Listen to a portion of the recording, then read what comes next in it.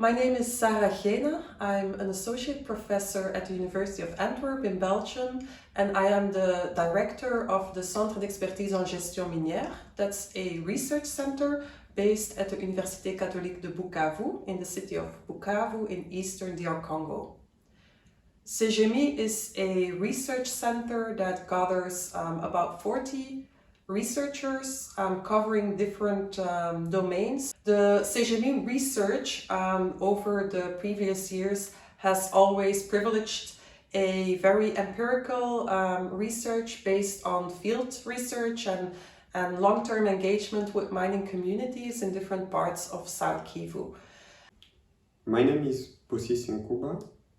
I have been conducting research on mercury for a number of years, but aside from mercury, I look at all the other environmental and health risks that artisanal mining, especially artisanal gold mining, can represent and represents for mining communities in Congo. And to have a grasp of the problem, it's good to understand the activity itself. So we have like three separate parts. The first one, miners have to extract the ore. So during the extraction, you have a lot of risk, like sometimes the mine collapse. People have to work underground where there can be too much water, and then when you try to get the water out, you don't have enough oxygen because you have smoke that can come in, and many people die by asphyxiation because of that. So just the fact of extracting the ore underground causes so many deaths to miners, and also like it's not good for the general ecosystem where you have to throw all that ground. The second point is when you have to process, like going from the ore and getting the mineral. And at this phase, you usually have to use mercury. If you don't use mercury, maybe use cyanide, which is nearly as toxic both to human and to other species. If you go and concentrate just by gravity, which is encouraged, but you're going to throw all the things that is not gold somewhere, usually in the river, and this creates additional environmental problem, health problem to the communities. If you go to the last phase, which is the trade within the area, traders have to always clean their gold to be sure it's good enough, and one of the key products is nitric acid, and this is a very corrosive and very dangerous for whoever breathes it, but that's the only way they can be sure they clean enough to have good quality ore. So when you look at all this is like a very dangerous and very unhealthy type of activity. The problem is that none of the people who benefit from this activity have created a health system that can support these workers, that can support their community and the people who have to live around this type of activity. So you have in most mines, either in Congo or in other countries, people who have no health coverage. The hospitals are under-equipped, and with all that, you have so many people dying from their job as miners, and it's such a common case, very unreported, and so many people try to look away rather than looking really deep into it. Some of the observations we have made are really that there is often a disconnect between the realities and the needs that you find on the very local level and the realities and the concerns that are expressed at the international level. So I'd like to share with you some findings about labor and informality. Almost 100% of gold mining in DRC is still informal, which means that this is carried out in zones that are not legally, where there are no legal permits to mine, and also in conditions that are not regulated by the state and by the labor legislation that's in place. So mining is predominantly informal. although the framework and the mining code in the DRC provides for artisanal and small-scale mining to happen under legal conditions, but that is only in the case that an artisanal mining zone has been created, and that within this artisanal mining zone, a mining cooperative has applied for a permit. And then all the miners within this space have to become members of the cooperative. Now that's the theory, that's what's on paper. But what we see in practice is that many artisanal and small-scale miners are working in spaces that are not legally attributed to them, sometimes even inside industrial mining concessions or inside protected areas.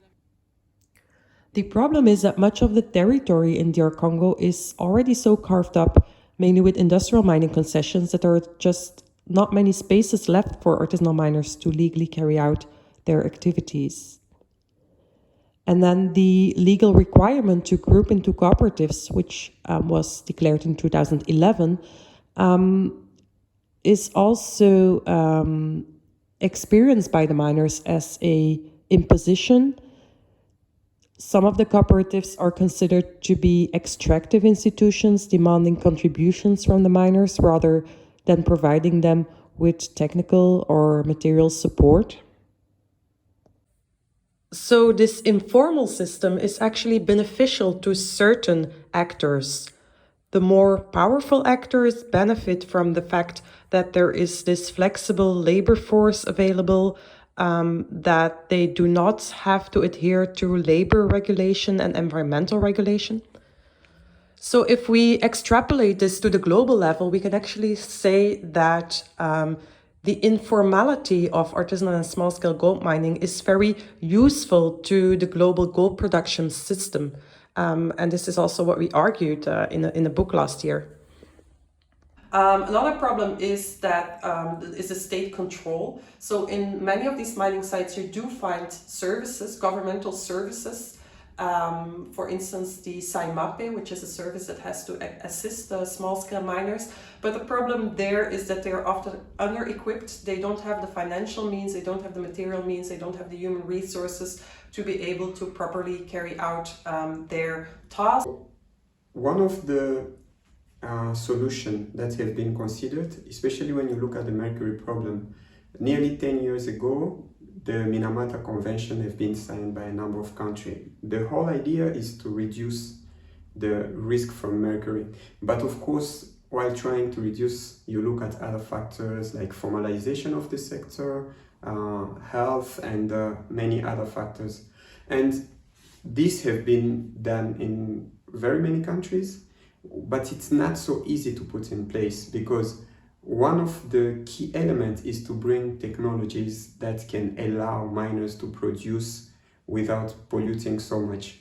So this is a quite difficult thing to do because not only you have to develop scientifically a technology which really does not impact the environment, but this technology has to be applicable to miners. It has to small-scale miners, a person without so much capital, with very limited training and so on. You need something very simple that is easy to do, but also that is profitable for him, because if he cannot increase his income, if he's going to have to bear the cost of this environmental protection, definitely in an informal setup, he's not going to do that.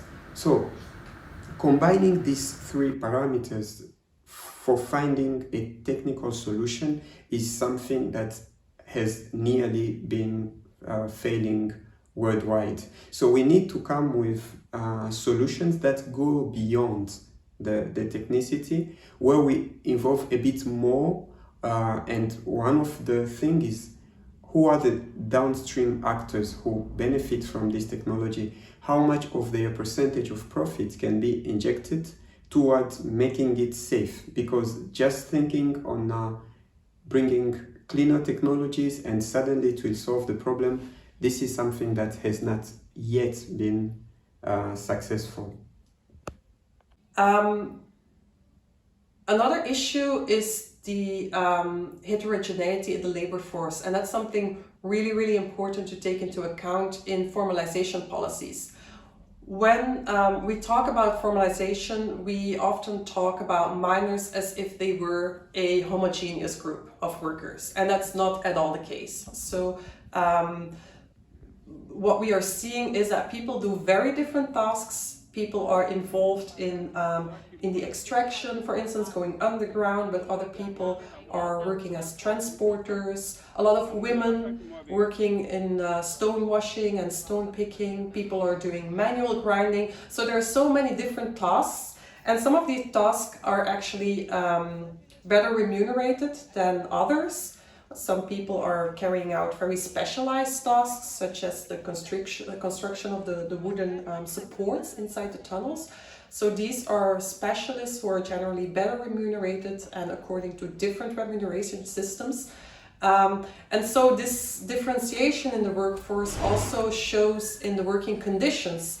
And this is really something that we need to take into account in formalization policies, because formalization tends to benefit the ones who are already better remunerated, more stable, who do have the necessary skills to upgrade, the pit managers who do have the means to invest in new technologies. And so what we often see is that the most vulnerable populations, notably women for instance, are being left out from this process. And so formalization for them actually results in more exclusion instead of more inclusion. So if we acknowledge that these are the real needs on the ground, health and safety, decent working conditions and social protection mechanisms, then we do need to target more of our interventions in these domains. So far, many of the interventions have been on the responsible sourcing and the traceability, which is I think of what the region needs in terms of development, in terms of well-being of the mining communities. So I would really like to call upon international actors and downstream companies and the jewelry industry to look at bottom-up initiatives, starting from the mining communities themselves, and do some interventions that can address some of these challenges to improve the lives for the people there and for their environment. So, to solve this problem, it doesn't have to start very large with another global program like Minamata, but something little and localized can also be done. So at our research center, CEGEMI, we have been trying to do something, and this went into training of cooperatives towards different techniques, giving them financial capabilities to better manage, and then they have a bit more room into choices they can make. But also we go to individual miners and we try to teach them a way to work differently from what they've been doing, try to give them as little as it's possible some equipment, some protective equipment. And our core belief is like, if one single life can be saved by no matter the amount of effort, if a group of people can be okay, if their life expectancy can be prolonged because we took them away from the risk or reduced the risk, it's still worth it. So we can just encourage whoever else think they can work somewhere in X or Y mine, try to improve. And these actions really matter to these communities, because usually everybody is just about good reputation, but there is very little that is currently being done to change the well-being of the community. Giving more education, giving better, helping a hospital somewhere in a mine, helping a school, helping whichever can be done that can really contribute to improving the livelihood of these people is really worth it. So if we acknowledge that these are the real needs on the ground, health and safety, decent working conditions and social protection mechanisms, then we do need to target more of our interventions in these domains. So far, many of the interventions have been on the responsible sourcing and the traceability, which is only a very small part, I think, of what the region needs in terms of development, in terms of well-being of the mining communities.